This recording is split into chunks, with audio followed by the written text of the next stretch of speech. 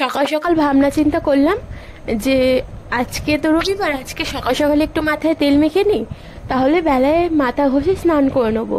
কেননা বেশিক্ষণ মাথায় আমি তেল মেখে থাকতেও পারি না, আর তেল মাখলে মুখটা যেরকম বাজে লাগে সেটা আমার দেখতে একদম ভালো লাগে না।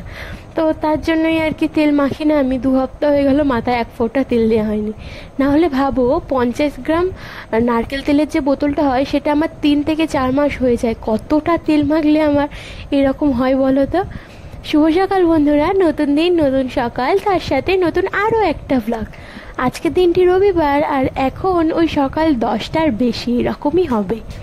কেননা আজকের এই রবিবারটা আমার ঘুম ভেঙেছে অনেক লেট করে। 9:30টার সময় ঘুম থেকে উঠেছি জানো।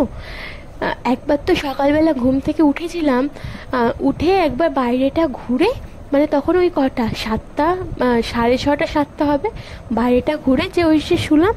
তারপরে আর ঘুম ভাঙতে চায় না। যেহেতু রবিবার সকাল সকাল কোনো কাজ নেই, রান্না বান্না নেই, আমি ভাবলাম যে অত সকালবেলা উঠে কি করব, আধা ঘন্টা একটু শুই। তবে শুয়েই যে সাথে সাথে ঘুমিয়ে পড়বো আমি না বুঝতে পারিনি। ওই 9:30টার সময় উঠে বাজারের লিস্ট লিখে দিলাম শানুকে, ও বাজারে গেল, আর আমি সেই ফাঁকে ঘরের সমস্ত বাসি কাজ সেরে ফেললাম। ও আবার বলেছিল আজকে একটু চাউমিন খাবো।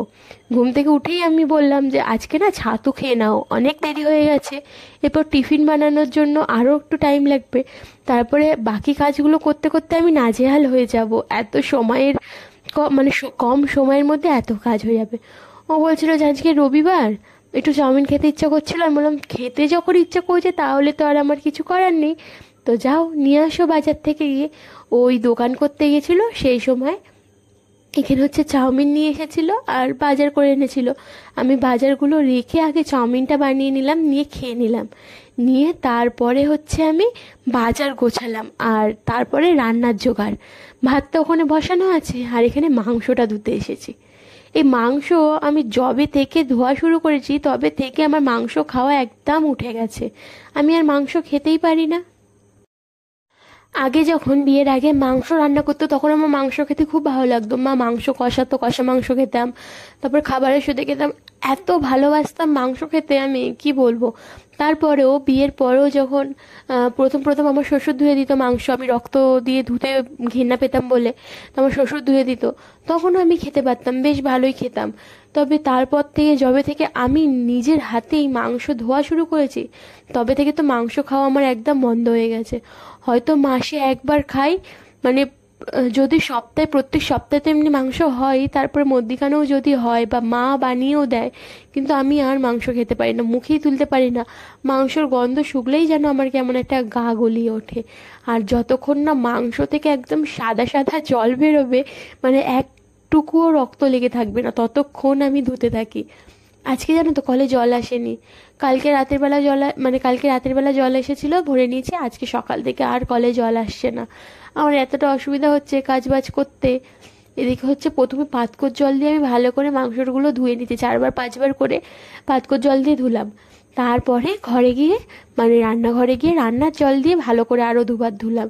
না হলে না একদম হতোই না। আমি খাই বা না খাই, এসব জিনিসগুলো একদম পরিষ্কার পরিচ্ছন্ন করে করতে, মানে পরিষ্কার পরিচ্ছন্ন করে না করলে আমার নিজেরই যেন একটা কেমন ঘৃণা লেগে যায়। একটা ব্যাপার হয়েছে জানো তো, ফোনটা রেখে আমি ভিডিও করছিলাম তো এখানে। তারপরে হচ্ছে আহ, আমি যখন আমার মাংস টাংস ধোয়া হয়ে গেছে, হাত পা ধোবো, আমি এমন জল এলেছি ফোনের মধ্যেই জল চলে গেছে। আমার যে এই ফোনটা যে কতটা আমার স্বাদ দিচ্ছে আমি নিজেই মানে বুঝতে পারছি। আমার ফোনটা ভেবেইছে যতদিন না আমার ভিডিও ভাইরাল হবে ততদিন এই ফোনটা আমার স্বাদ দেবে। তো এখানে দেখো ম্যাক্স এসেছে, কেন হলো তো, কাক এসেছে। এই মাংস ধুতে এলেই অনেক কাক চলে আসে, তো একটা কাক দেখতে পেয়েছে, ওই জন্য ম্যাক্স ওরকম লাফাচ্ছে। কোনো পাখি বা কোনো কিছু বুঝতে পারে না এসে আমাদের এখানটাই ম্যাক্সের জন্য একটু। আমি এক টুকরো মাংস রাখলাম কাকটার জন্য, কাকটা এসে নিয়ে যাবে। অন্য সময় হলে টপ করে এসে নিয়ে যায়, তবে আজকে জানি না কেন আসছে না। কিন্তু মাংসর দিকে কিন্তু এক ঠায় ওরা দেখছে, আর নিজেদের মধ্যে বলা কওয়া করছে যে কি করবে, মাংসটা নেবে কি নেবে না। আজকে সব কিছুতে এত লেট হয়ে যাচ্ছে, এত লেট হয়ে যাচ্ছে। প্রথমত হচ্ছে শানু বাজার করতে গেছে দেরি করে, তার জন্য আমার প্রত্যেকটা কাজ দেরি হয়ে গেছে। তো আজকে ভেবে চিনতে পারছি না যে কোন কাজটা করবো কোন কাজটা করবো না। 1:45 বাজে এখন, আর এখন পর্যন্ত আমার রান্না হয়নি, সবে ভাতটা হয়েছে আর ম্যাক্সের ভাতটা বসালাম। আর মাংসটা ধুয়ে রাখলাম। আর শানু গেছে বাইরে, তার জন্য আমি তরকারিটা একটু পরে করব। তার আগে এখানে এত কাজ আছে আজকে, তোমাদেরকে একবার দেখাই, দাঁড়াও। জামা কাপড় মানে শানুর কাজে জামা কাপড়গুলো ভিজাবো বলে এগুলো এখানে এনে রাখলাম। আর এই যে টিফিনের বাসন পড়েছে, এই বাসনগুলো আগে মাজবো, জামা কাপড়গুলো ভিজিয়ে নিয়ে তারপরে বাসন টাসনগুলো মাজবো। এক এক করে কাজ বাজগুলো করতে হবে, না হলে তো মানে কি বলতো দেরি হয়ে যাচ্ছে না। ভিজা মানে না ভিজিয়ে রাখলে কখন ভিজাবো তারও কোনো ঠিক নেই।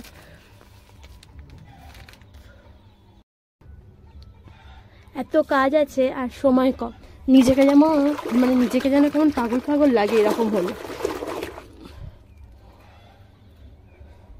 একে তো সময় হয়ে যাচ্ছে, তার মধ্যে এত গরম, আর তার মধ্যে ঘরে কেউ নেই।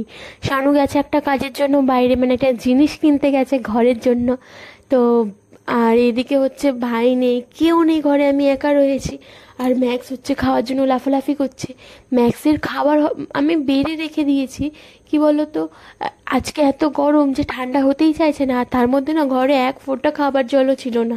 শানু সকাল থেকে আজকে এতটাই মানে ব্যস্ত, ও জল আনারও সময় পাইনি, বাপিও নেই, কেউ নেই। আর কলেও জল আসছে না। আর জল থাকলে তো আমি ফ্রিজে ভরে রেখে দিই। আর ম্যাক্সের যদি খাবার দিতে লেট হয় আমার, আমি কি করি ফ্রিজের জল দিয়ে ঠান্ডা করে নিই খাবারটা। তবে আজকে হচ্ছে না, মানে ফ্রিজে জল নেই ঠান্ডা করার মতো। আর এদিকে এই হচ্ছে, এই করতে করতে না আমার মাথাটা আজকে এত খারাপ হয়ে গেছে যে কি বলবো। নিজেকে যেন কেমন পাগল পাগল মনে হচ্ছে যেন কতক্ষণে আমার কাজগুলো শেষ হবে আর আমি একটু রিল্যাক্স হয়ে বসতে পারবো। ভাত তো আমি আগেই বসিয়ে দিয়েছিলাম, যখন দেখছিলাম যে শানুর বাজার করে আসতে সময় লেগে যাচ্ছে, অনেক দেরি হয়ে যাচ্ছে, তো চাউমিনও বানাতে হবে, তার আগেই আমি ভাত বসিয়ে দিয়েছিলাম। মানে চাউমিন যখন আমার হচ্ছে, তখন অলরেডি অর্ধেক ভাত হয়ে গেছে, আমি বন্ধ করে রেখে দিয়েছিলাম। আর এখন শুধু বানাবো মাংসর তরকারিটা। ভেবেছিলাম নিজের জন্য একটু পটলের ঝাল বা ঢ্যাঁড়সের ঝাল কিছু একটা বানাবো, কেননা আমি তো হচ্ছে মাংস খাবো না, আমি জানি আমি একদমই খেতে পারবো না। তো আমার জন্য একটু তরকারি বানাবো ভেবেছিলাম, কিন্তু এত দেরি হয়ে গেছে যে সেই সময়টুকুনিও পাইনি, জানো তো। ভাগ্যিস দুটো আলু সিদ্ধ দিয়েছিলাম, কেননা রাতে দুবেলা মানে দিনের বেলা দুবেলার জন্য ভাত করেছি রাতে খাবো বলে। তো দুটো আলু সিদ্ধ দিয়েছিলাম, সেখান থেকে 2 পিস আলু নিয়ে আমি দুপুরবেলা ভাত খেতে পেরেছি। আর যদি আমি বুদ্ধি করে আলু সিদ্ধটা না দিতাম তাহলে কিন্তু আমার হয়ে যেত। আজকে আমি দুপুরবেলা যে কিভাবে খেতাম আমি নিজেও জানি না, হয়তো শুধু ভাত খেতে হতো। না, হয়তো আজকে একটা ডিম কিনে এনেছে শানু, আমিই বলেছিলাম যে প্রত্যেক দিন 2টো করে ডিম সিদ্ধ করবো দুজনের জন্য, তো তার জন্য একটা ডিম কিনে এনেছে। হয়তো ওই ডিম ভাজা করে শুধু ভাত খেতে হতো, আর কোনো উপায় ছিল না যদি আলু সিদ্ধটা না দিতাম। আর আলু সিদ্ধ দিয়ে আমি ভাত খেতে বরাবরই পছন্দ করি, তার সাথে ছিল একটু কাঁচা লঙ্কা।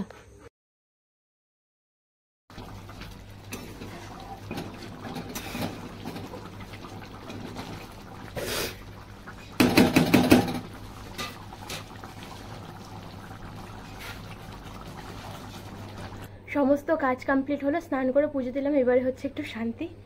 আর মানে এই যে কাজ বাজ শেষ হলো, আর কোনো কাজ নেই। আর ফ্লিপকার্ট থেকে অর্ডার এসেছে, অনেকক্ষণ এসেছে, এই যে অনেকক্ষণ এসেছে। আমি কাজ বাজ করছিলাম বলে আমি নিজেও খুলে দেখতে পারিনি, আমি জানি কি আছে। ওই সিডস অর্ডার দিয়েছিলাম, ওই সিডসগুলোই এসেছে।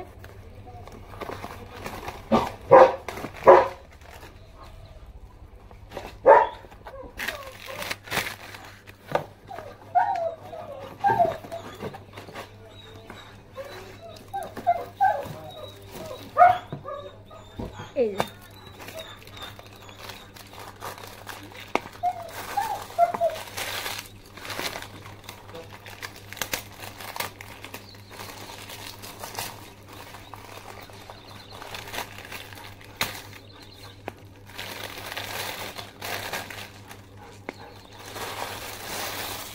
এখান থেকে চলবে না দাদা, এগুলো তো অর্ডার দিয়েছিলাম।